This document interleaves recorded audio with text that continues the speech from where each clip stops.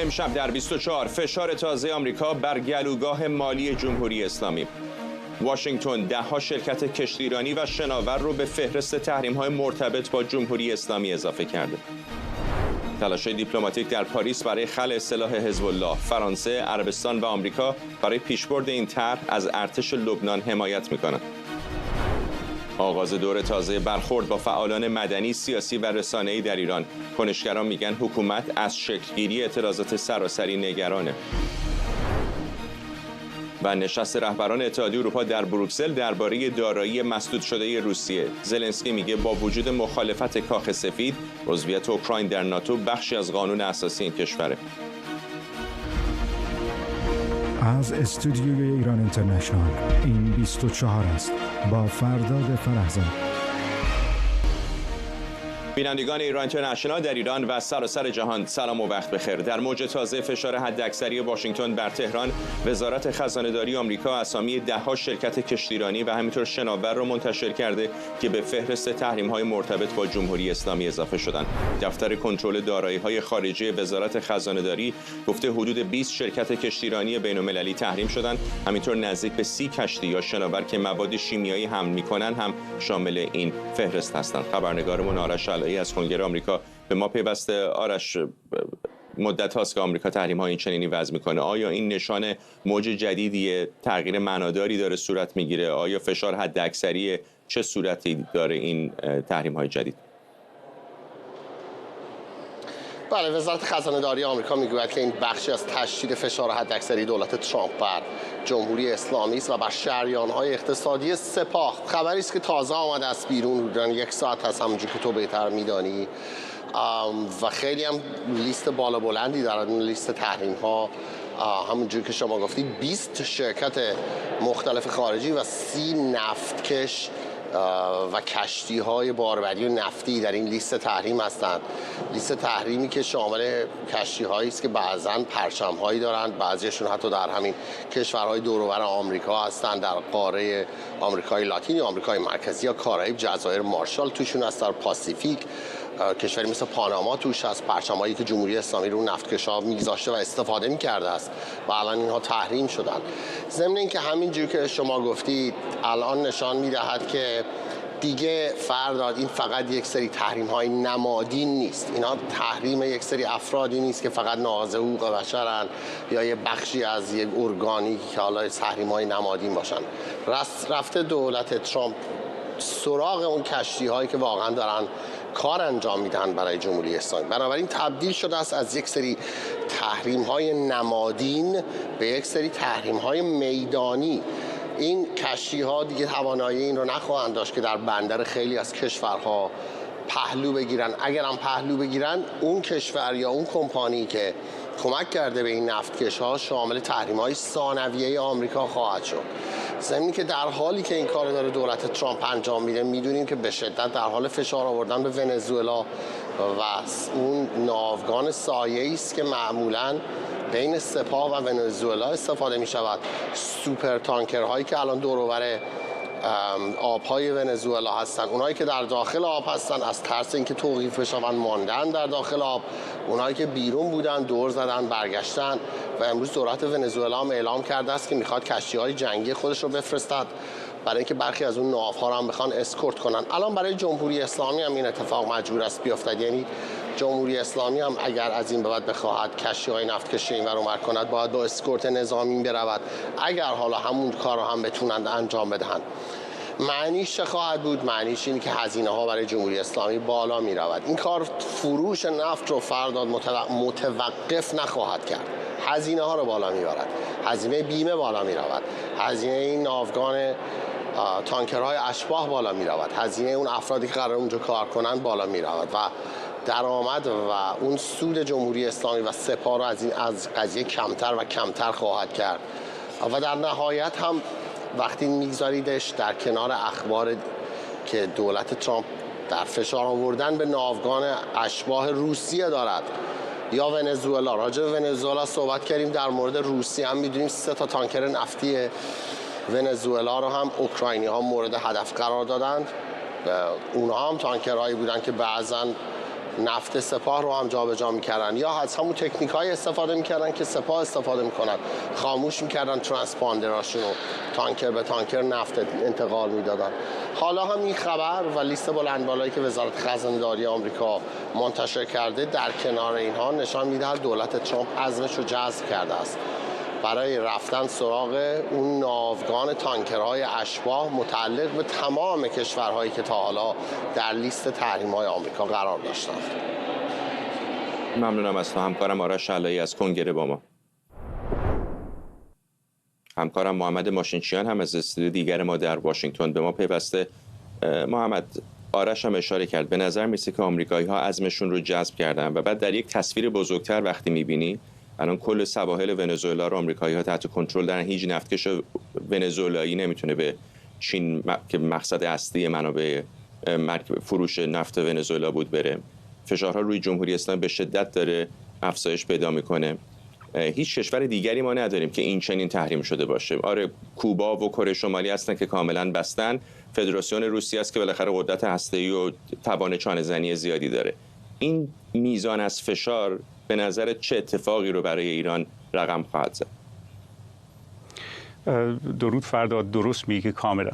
یه نکته‌ای که در ابتدا من بهش اشاره کنم این است که جمهوری اسلامی یه موقعی فکر می‌کرد با همکاری با کشورهایی مثل ونزوئلا و روسیه برای قاچاق نفت تحریم شده داره برای خودش شریک دست و پا میکنه، اما در نهایت اهمیت استراتژیک روسیه و الان ونزوئلا برای امریکا که اهمیتش در به ویژه هفته‌های اخیر افزایش قابل توجهی هم پیدا کرده و همونطور که به درستی گفتی الان خود ونزوئلا در محاصره است، این به ضرر در نهایت جمهوری اسلامی تمام شده و درست میگه این که نفت، صادرات نفت برای جمهوری اسلامی شریان اصلی جمهوری اسلامی و نمیتونه بدون نفت اقتصاد ایران رو عملاً اداره کنه. حالا این سیاستی که الان اجرا شده ما میتونستیم این رو پیش بینی کنیم. در مصاحبه‌های قبلی در همین برنامه اگر خاطرت باشه در اوایل ماه نوامبر من گفتم که ضرب العجل ایالات متحده به چین پایان نوامبر بوده، یعنی چین تحت فشار بود برای اینکه خرید نفت از ایران رو متوقف کنه. اون موقع اما وزیر نفت آقای پزشکیان با افتخار از افزایش صادرات نفت و فروش نفت صحبت می‌کرد. همون موقع ما گفتیم این به خاطر این است که یه ضرب العجلی در کار، یه ددلاینی در کار و از اونجا به بعد خرید و فروش نفت ایران به مراتب دشوارتر خواهد شد.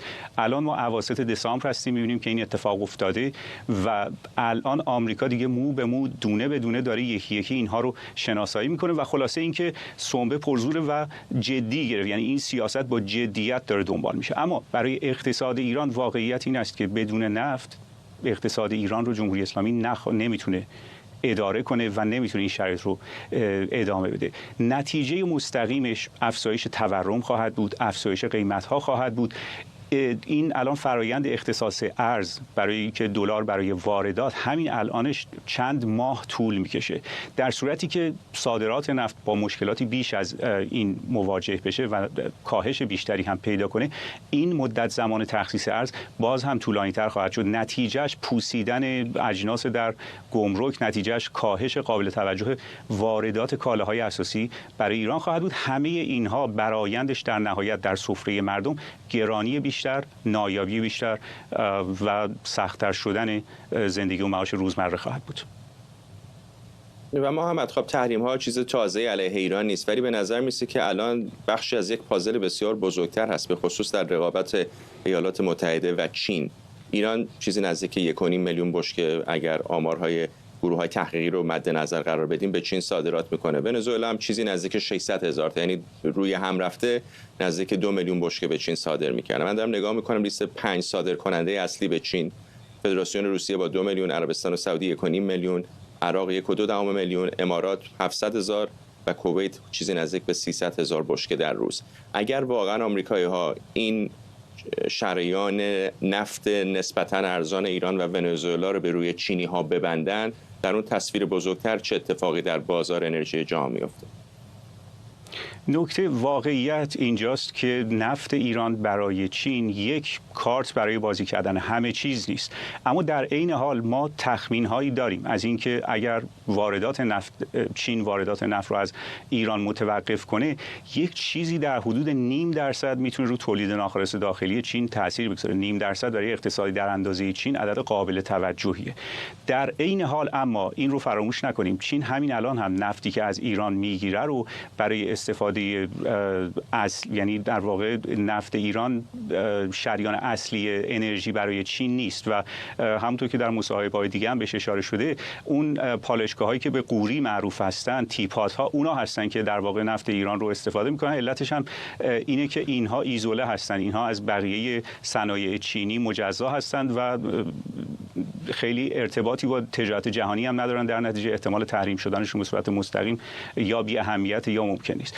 اما در نهایت میخوام بگم که امریکا این رو میدونه که به هر حال یه همچین تأثیری میتونه روی اقتصاد چین داشته باشه و به طور کلی این بحث تحریم نفت چه ایران چه ونزوئلا و چه روسیه رو به عنوان یک کارتی بازی میکنه برای تحت فشار گذاشتن چین و حالا ممکنه به این ترتیب بین اینها امتیازاتی رد و بدل بشه، اما برای ایران این شریان اصلی حیاتیه برای اقتصاد ایران و ایران نمیتونه خیلی براش اهمیت داره. ممنونم از تو همکارم محمد ماشینچیان از استودیوی دیگر ما در واشنگتن. مقام‌های فرانسه، عربستان سعودی و آمریکا ساعتی پیش در پاریس با فرمانده ارتش لبنان دیدار کردند تا طرح خلع سلاح حزب الله را نهایی کنند. رویترز میگه هدف این نشست تقویت سازوکار آتش‌بس با حضور کارشناسان نظامی خارجی و حمایت از ارتش لبنان برای خلع سلاح حزب الله که میتونه توان کافی برای این کار رو نداره. همزمان اسرائیل ساعتی پیش مواضع حزب الله رو در جنوب و دره بقا هدف قرار داد و ارتش این کشور اون رو پاسخ به تهدیدهای حزب الله دونست. خبرنگارمون مریم رحمتی از مقر سازمان ملل متحد در نیویورک به ما پیوسته. مریم، هر یه قدم که جلو میریم به نظر میرسه که این موضوع خلع سلاح فقط یک خواسته نیست. به نظر میرسه که غرب به واسطه به خصوص آمریکا و فشار اسرائیل عزمش رو جذب کرده که واقعا حزب الله رو خلع سلاح کنه. فرداد، این دیدار خیلی مهمی بوده و اهمیتش هم در اینه که برای اولین بار بعد از آتش‌بس قدرت‌های غربی و عربی عملاً پذیرفتن که ارتش لبنان به تنهایی قادر به مهار حزب الله نیست و همینطور که تو هم اشاره کردی تلاششون اینه و هدفشون اینه که حزب الله لبنان حتماً خلع سلاح بشه. به همین دلیل تمرکز مذاکرات از خلع سلاح فوری به سمت ایجاد یک سازوکار بین‌المللی نظارتی و راستی آزمایی سوق پیدا کرده. رویترز می‌نویسه که با توجه به محدودیت‌های توان ارتش لبنان این کشورها به دنبال تقویت سازوکار فعلی آتش‌بس هستند، اون هم با حضور کارشناسان نظامی فرانسوی، آمریکایی و احتمالاً کشورهای دیگر که در کنار نیروهای حافظ صلح سازمان ملل یا همون یونیفیل بخوان فعالیت بکنن. موضوعی که بارها در یک سال گذشته در شورای امنیت سازمان ملل بارها تکرار شده که اعضای شورا خواستن که یونیفیل باید تقویت بشه، مخصوصا ایالات متحده آمریکا. اینجا در شورای امنیت خیلی فشار گذاشته بود که اختیارات بیشتری به یونیفیل داده بشه تا یونیفیل بتونه به ارتش لبنان کمک بکنه برای خلع سلاح کردن حزب الله. و همچنین باید بگم که اسرائیل و لبنان در یک سال گذشته بعد از اینکه آتش‌بس با میانجیگری ایالات متحده آمریکا به دست اومد، بارها یکدیگر رو در واقع به نقض آتش‌بس متهم کردن و خیلی ها در واقع نگران هستن، مخصوصا اینجا در میان اعضای جامعه جهانی، میان اعضای شورای امنیت و حتی اعضای دائم شورای امنیت که حق وتو دارن و با هم همیشه اختلاف دارن، ولی در یک موضوعی به نظر میاد که اگرچه اون رو نمیان علنی اظهار بکنن، اما در مورد خلع سلاح حزب الله لبنان و اینکه این آتش‌بس باید همیشگی بشه با هم اتفاق نظر دارن.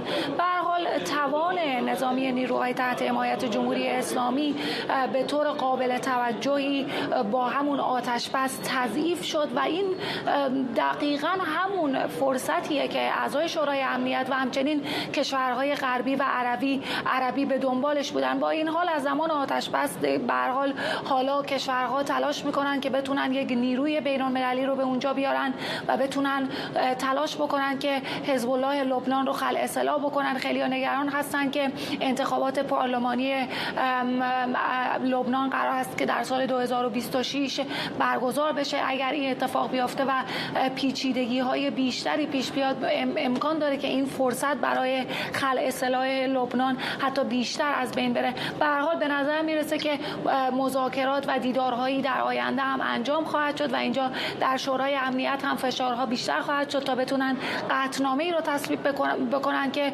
بتونه از همون قطعنامه 1701 سازمان ملل حمایت بکنه، برای اینکه باید یک ارتش در لبنان وجود داشته باشه، اونم ارتش دولت لبنان هست و باید حزب الله خلع اصلاح بشه.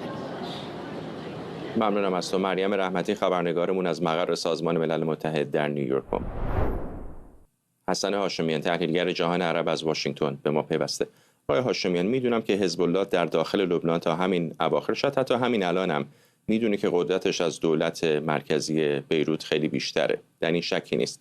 اما یک سیگنال هایی از جامعه جهانی داره میاد که مشخص عزم غرب به خصوص ایالات متحده آمریکا و طبیعتاً اسرائیل جذب شده برای اینکه حزب الله رو خلع اصلاح بکنن. یعنی ممکنه حزب الله داعش و القاعده نباشه، اما آمریکایی ها دارن مثل داعش و القاعده باش برخورد میکنن. چقدر فکر میکنید که رهبری باقی مانده حزب الله این سیگنال رو دریافت کرده و چقدر میتونن پوست اندازی بکنن در فرصت کم باقی مانده؟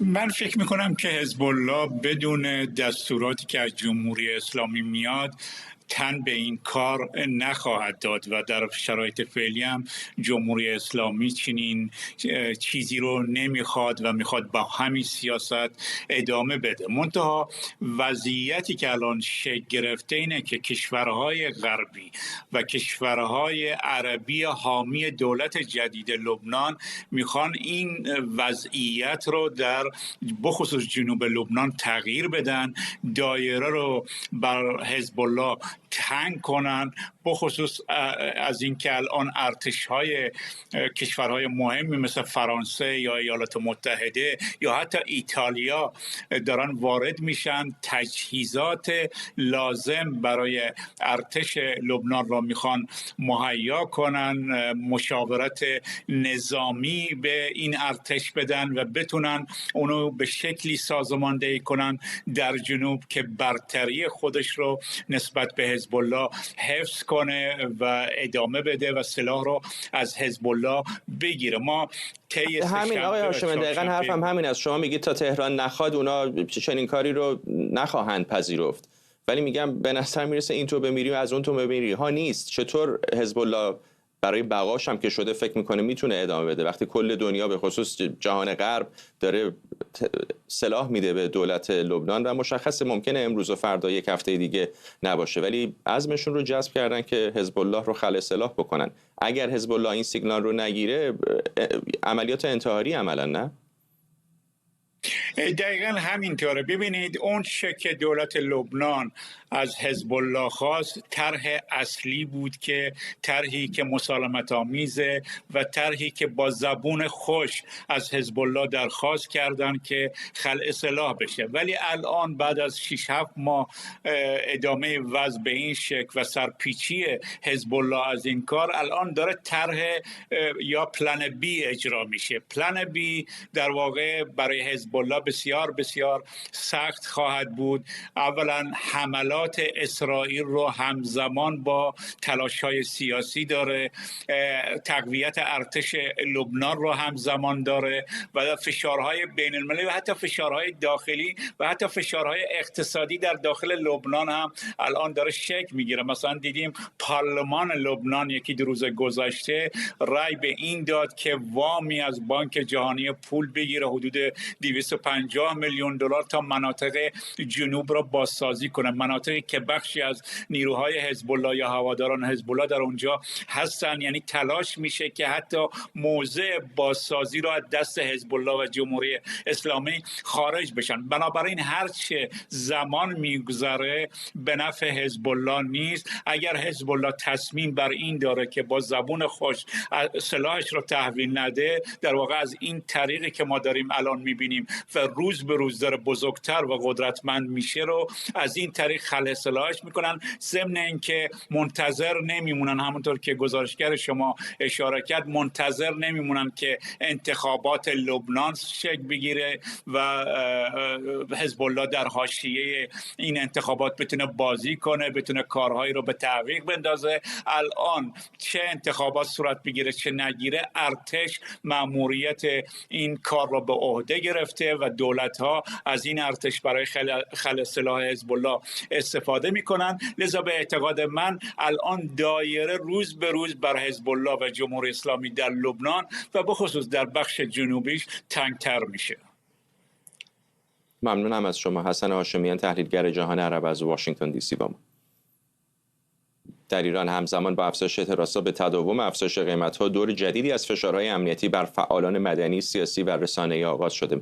بر اساس اطلاعات رسیده به ایران اینترنشنال، شماری از این فعالان به دلیل انتشار مطالب انتقادی یا تحلیلی در شبکه‌های اجتماعی احضار شدند. به گفته منابع آگاه، در این احضارها به افراد هشدار داده شده برای پیشگیری از ایجاد فضای ملتهب از انتشار محتوا درباره گرانی‌ها، به ویژه افزایش قیمت سوخت و انرژی خودداری کنند.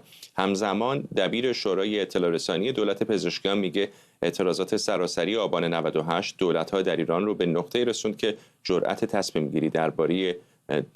گیری دوباره پیرامون قیمت بنزین رو نداشتند و این موضوع به بحران تصمیم گیری در سیستم منجر شد. اما به گفته محمد گلزاری این موضوع در دولت پزشکیان محرمانه نبود و به راحتی اطلاع رسانی شد. در همین حال فاطمه مهاجرانی، سخنگوی دولت، با تقدیر از عملکرد دولت فعلی تامین بنزین رو اقدامی جهادی خونده. و ببینن که فرزندان برومند این کشور چه کردند، چه چیزهایی رو درست کردن و چگونه دارن این کار رو پیش میبرن. جا داره من از شما تشکر ویژه بکنم. این کارها کاری به معنای واقعی از جنس جهاد، واقعا کار بزرگی است در طول اون 12 روز و ایضاً در سایر روزها. ما در روزی در ایام نوروز ندیدیم که با اینکه مصرفمون خیلی از اوقات به بالای 167 میلیون لیتر در روز میرسه، ندیدیم بنزین کم بیاد. همکارم شاهد علوی از استودیوی ما در واشنگتن به ما پیوسته. شاهد، البته خب اعتراضات 98 رو به یاد داریم، ولی به شکل معناداری به نظر میرسه که الان حاکمیت حرف زدن در مورد این گرانی سوخت رو تبدیل به یک موضوع امنیتی کرده. چرا اینطوره؟ خب درسته فرداد، در واقع به خاطر اینکه بنزین اگر در دنیای به طور طبیعی یک محصولی که موضوعش در بحث اقتصاد مطرح میشه، در ایران مسئلهش اساساً انگار یک گره امنیتی سیاسی هست، به خاطر اینکه با حلقه‌های متعددی به همه ابعاد زندگی اجتماعی گره خورد، در شرایطی که حکومت ظاهراً توان یا اراده‌ای برای بهبود وضعیت نداره. حکومت میترسه در مسئله قیمت بنزین و تلاش میکنه که روایت‌ها رو کنترل بکنه، نه به خاطر اینکه قیمت بنزین چقدر بالا یا پایین میره، به خاطر اینکه زنجیره‌ای از تحولات روانی و اجتماعی پشت سرش میاد که برآورد درستی نداره برای شیوه کنترلش.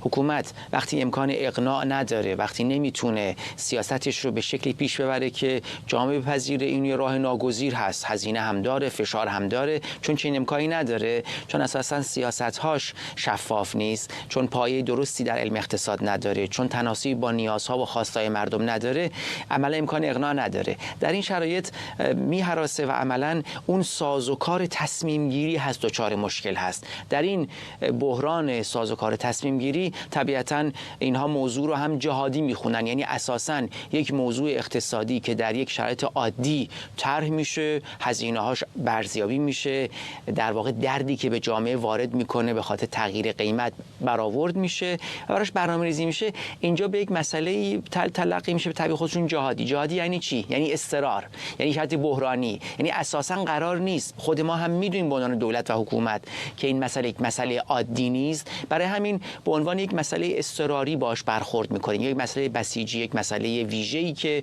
میتونه عواقبی داشته باشه و برآورد از عواقبش نداریم. به این ترتیب به فعالین چی میگه؟ میگه شما سکوت بکنید، ما میگیم چه اتفاقی افتاده، خودمون تحلیل میدیم، شما حرف نزنید. میخواد روایت ها رو پیش از اون که اساساً ساخته بشن خفه بکنه. به این ترتیب ابعاد امنیتی داستان چیزی هست که حکومت نمیتونه مدیریتش بکنه، برای همین با این شکل برخورد میکنه در مسئله بنزین. شاید لطفاً با ما بمون، میخوام بخش از این پیام‌های مخاطبان رو پخش کنم که از افزایش شدید این قیمت کالاهای اساسی شکایت دارن.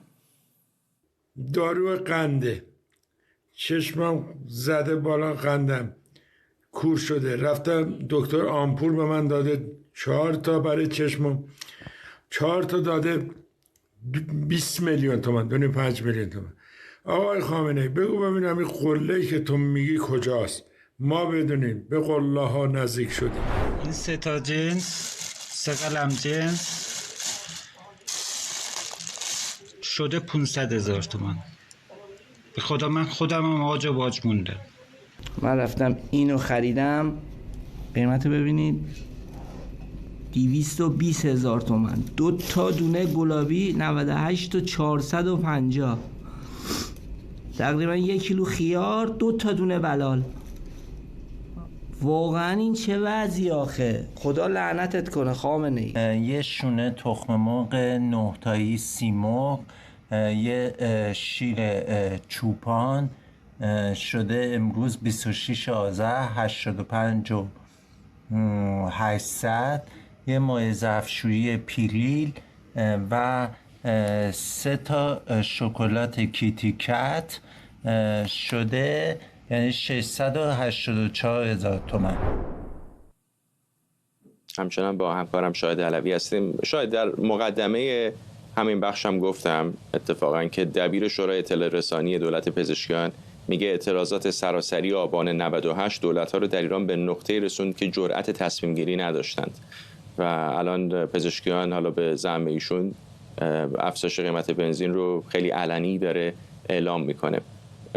چرا فکر میکنی که تصور دولت پزشکیان بر این هستش که اون بحرانی که در آبان 98 اتفاق افتاد یک باره بود و دوباره نمیتونه رخ بده با این افزایش قیمت ها، الان که اتفاقا شرایط پیچیده‌تر هست، به خصوص بعد از جنگ 12 روزه، تورم شدیدتر، وضعیت اقتصادی بدتر و به خصوص بعد از جنبش زن زندگی آزادی، به نظر المان‌های شکنندگی حکومت خیلی بیشتر حتی از 98 است.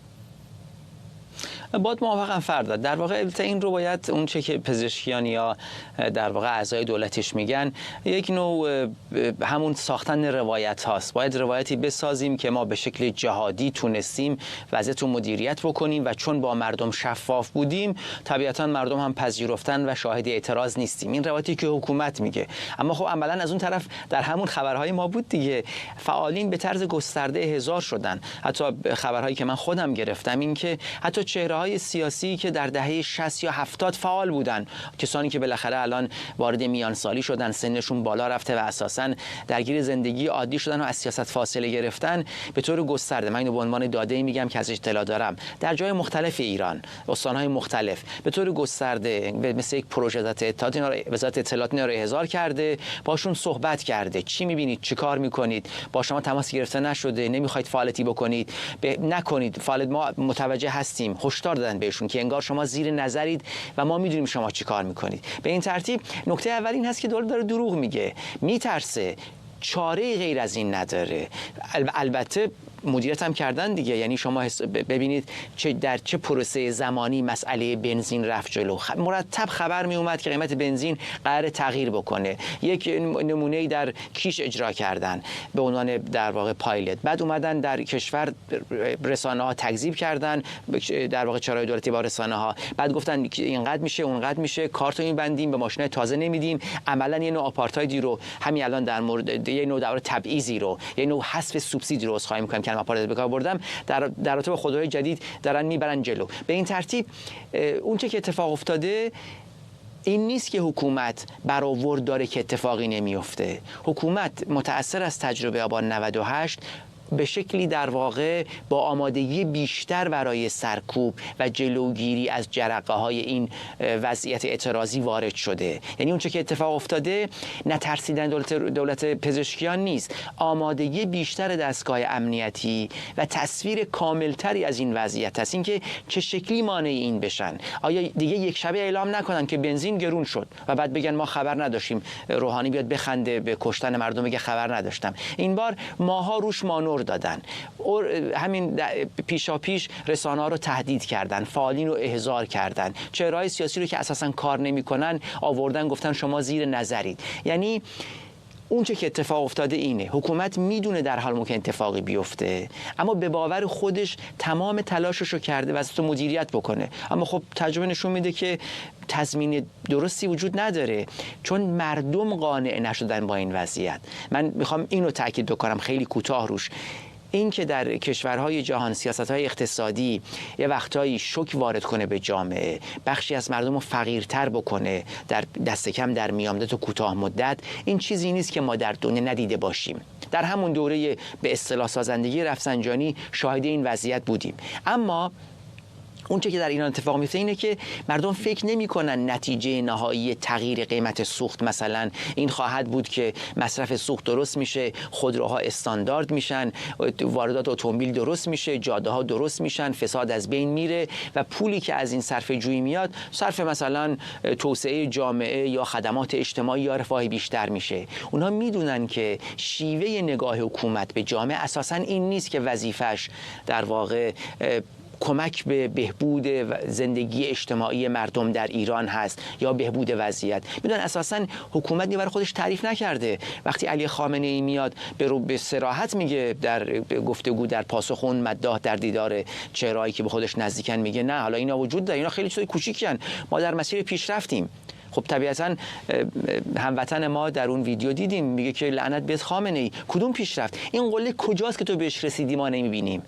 یعنی به تعبیر یکی از دوستان در واقع انگار ما سال اتفاقات این چنینی، ببخشید حرفتو قطع می‌کنم، از منظر حکومت اگه نگاه کنیم این همه سال اتفاقات این چنینی غافلگیری حکومت رو هم کم کرده دیگه. اینطور نیست، یعنی اونها تا دندان مسلح شدن، آماده تر شدن، چندین بار اعتراضات این چنینی رو دیدن.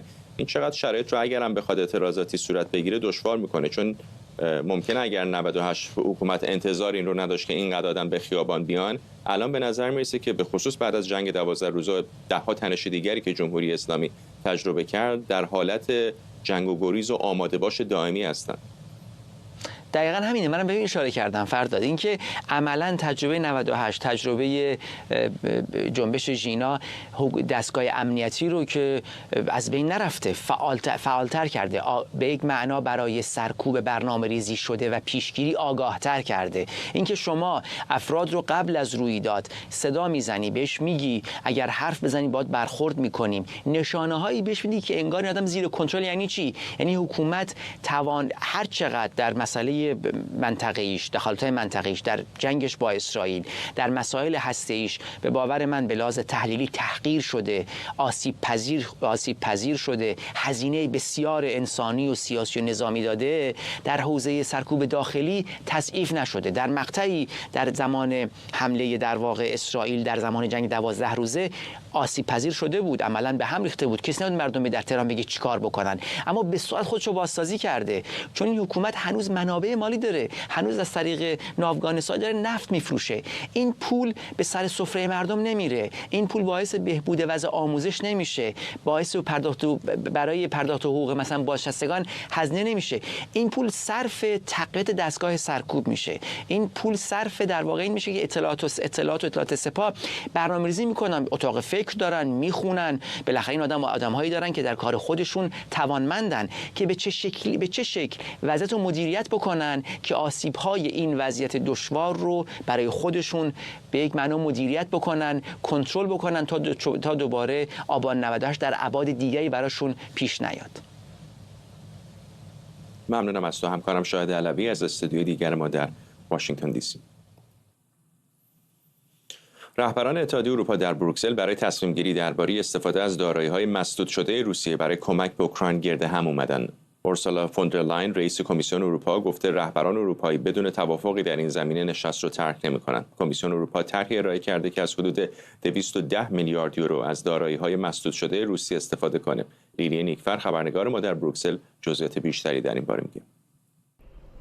در بروکسل رهبران اتحادیه اروپا در نشستی سرنوشت‌ساز همچنان در حال مذاکره برای شکستن بنبست بر سر حمایت مالی اوکراین هستند. محور اصلی گفتگوها وام جبرانی برای اوکراین، سازوکاری که قرار از محل درآمدهای محصول شده روسیه تامین بشه و هزینه‌های اوکراین رو در سالهای 2026 و 2027 پوشش بده. امانوئل مکرون رئیس جمهور فرانسه تاکید کرده که اروپا باید با حفظ وحدت به یک راه حل مشترک برسه. صدر اعظم آلمان هم گفته که استفاده از دارایی‌های مسدود شده روسیه واقع بینانه ترین گزینه برای ادامه حمایت از اوکراین و باید یک پیام روشن و قاطع به مسکو داده بشه. در همین حال نخست وزیر لهستان از پیشرفت در مذاکرات خبر داده، اما گفته که ساعت‌ها گفتگوی فنی برای دادن تضمین‌های حقوقی و مالی به بلژیک همچنان در پیشه. از طرف دیگه زلنسکی گفته که اوکراین برای ورود با اعتماد به نفس به مذاکرات به تصمیمی سریع درباره این دارایی‌ها نیاز داره و تاکید کرده که این منابع نباید به ابزار فشار علیه کیف تبدیل بشه. او همچنین خواسته که ایالات متحده از نقش صرفاً میانجیگر فراتر بره و فشار بیشتری به روسیه وارد کنه. با وجود این مواضع اختلاف‌ها هنوز بر سر جزئیات حقوقی باقی مونده و نتیجه این نشست میتونه مسیر آینده حمایت اروپا از اوکراین رو مشخص بکنه. لیلی نیکفر، بروکسل.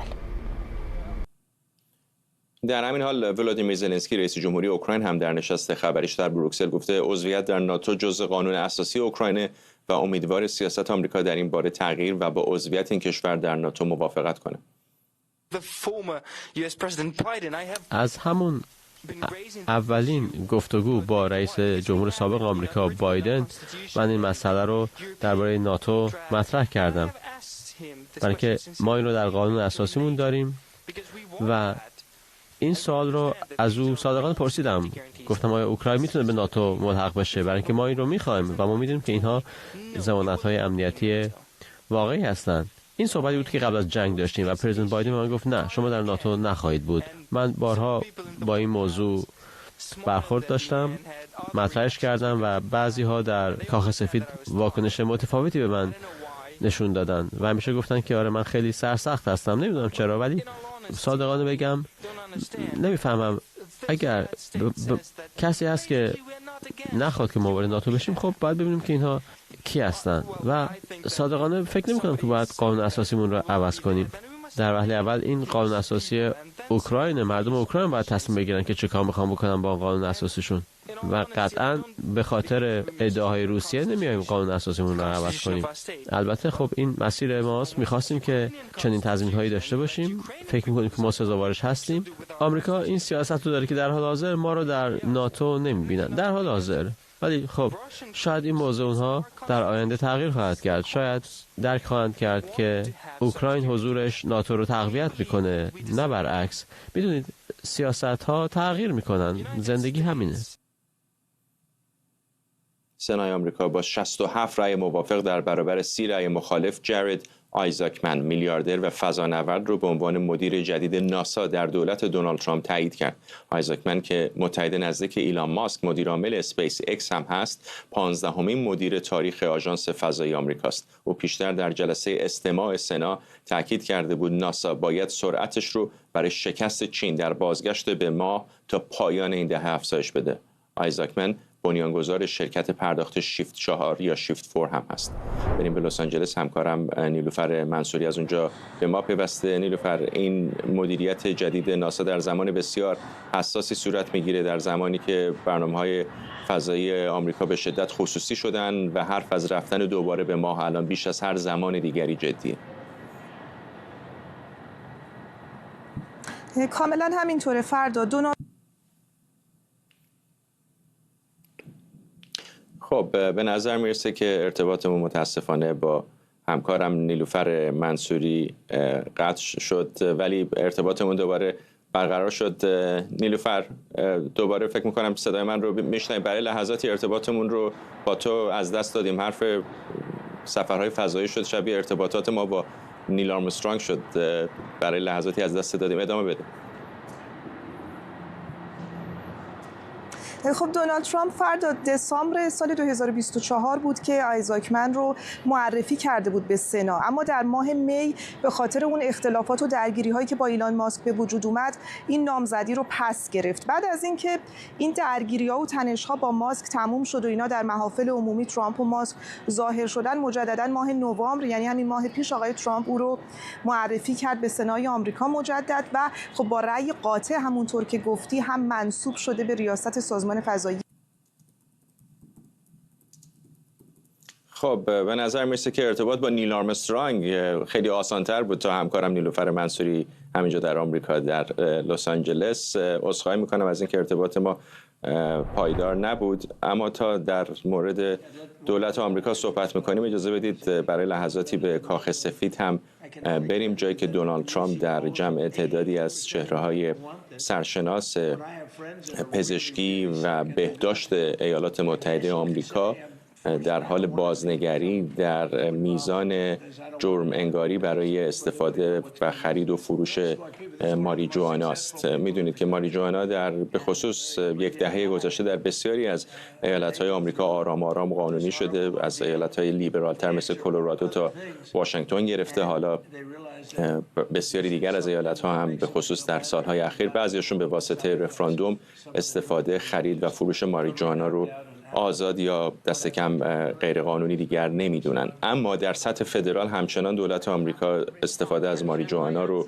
جرم تلقی می‌کرد، هرچند که در سالهای اخیر اعمال اون دشوار بود. تصور بکنید اگر کسی مثلا در ایالت کالیفرنیا بره و ماریجوانا یا به قول بسیاری در ایران گل بخره، دولت محلی کاری نداشت اما دولت فدرال اون رو غیرقانونی میدونست. بنابراین یک بحران قانونی به وجود آمده بود در دو سطح متفاوت، تا اندازه که بسیاری از این شرکت‌ها نمیتونستن از نظام بانکی آمریکا استفاده معناداری بکنن، برای اینکه بعضی از بانک‌ها نگران بودن با اینکه در ایالتی که اونها مستقر هستن این اقدام غیر قانونی نیست، اما ممکنه دولت فدرال به سراغ اون بانک بیاد یا مؤسسه پردازش کارت اعتباری بیاد و اونها رو با چالش روبرو بکنه. برای همین بود که بسیاری از شرکت‌های تولید ماریجوانا در کلرادو، در کالیفرنیا، در ایالت واشنگتن و بسیاری از ایالت‌های دیگر مجبور بودن تا اندازه زیادی تراکنش‌هاشون رو به صورت نقدی انجام بدن. حالا آقای ترامپ امروز همونطور که وعده داده بود قرار هست یک فرمان اجرایی امضا کنه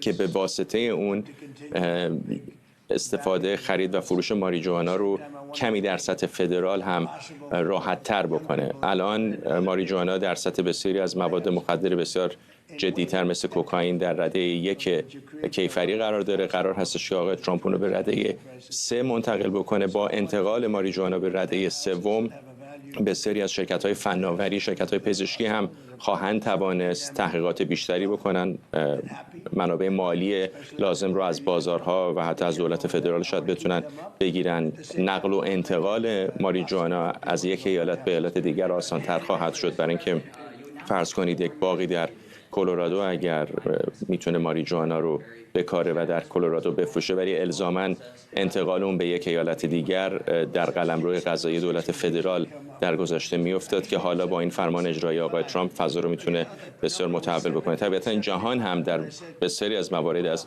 شبکه‌های اجتماعی و فناوری گرفته تا آزادی‌های مثل آزادی ماریجوانا معمولاً بسیار متأثر از آمریکا هست. دیدیم در سال‌های اخیر بسیاری از قلمروهای نسبتاً لیبرال‌تر به خصوص در اروپای غربی هم ماریجوانا رو در بسیاری از موارد آزاد کردن یا با محدودیت‌های بسیار کمتری روبرو کردن. از اسپانیا بگیرید تا پرتغال، از یونان بگیرید تا ایتالیا، حتی بعضی از کشورهایی که به صورت سنتی با مواد مخدر رابطه بسیار دشوارتری داشتن در آسیا مثل تایلند هم تا اندازه زیادی راحت تر کردن خرید و فروش و استفاده از ماریجوانا رو. با همین تصاویر به پایان این برنامه میرسیم. ممنونم از همراهیتون با 24 امشب.